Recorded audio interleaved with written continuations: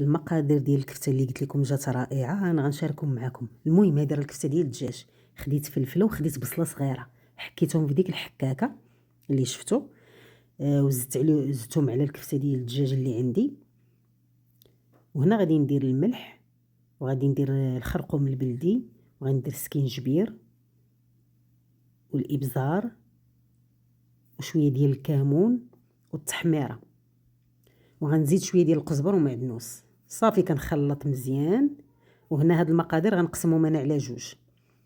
هنايا السر ديالها هي كتاخذوا الزبده وكتزيدوا على صوص صويا، كيعطي واحد اللذه رائعه. الصوجه صافي درت هاد الاصابع لا ندخلهم للفران، دهنتهم بديك الزبده وصوص الصويا.